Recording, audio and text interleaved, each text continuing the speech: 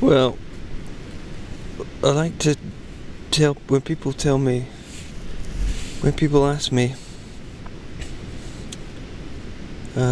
where do I stay when I'm cycling? I say, well, I've got a tent, but the only good thing about it is that it weighs less than 1 kilogram. And this little film's just about my tent. As you can see, there's not very much headroom, to say the least. And I've just discovered a new disadvantage of it, which is that only very unflattering camera angles and illumination are possible with a head torch. There's not very much foot room either. I'll try and illustrate that.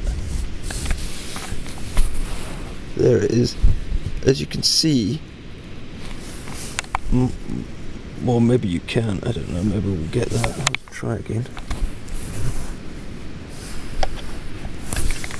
My feet are actually in contact with the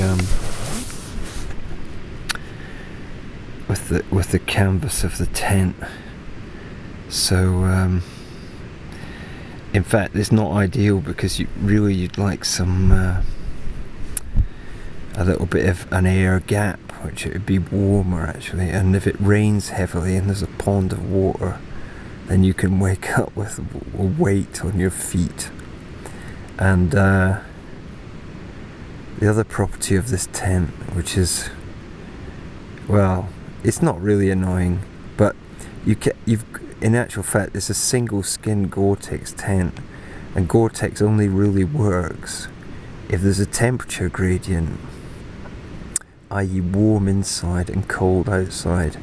And usually this is no problem, because as you can see there's very little volume, so you just inhabit it for about 5 minutes breathing, and the tent really warms up, and then it isn't clammy actually, it's like it does really work, and it is completely waterproof. There's a little worrying little drip at one side on the seam, but apart from that it really does work.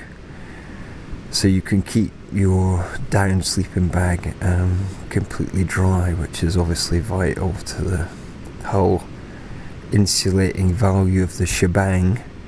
And so I mean, it does really work, but it's kind of surviving rather than camping, I would say. And it's a nightmare to get into the tent if it's raining, because you have to have the tent open and the water falls down onto the ground sheet, and the more water there is in the tent, the longer it takes to sort of dry out and not be clammy. So man, what a tent it is. What a tent. But it's light to carry.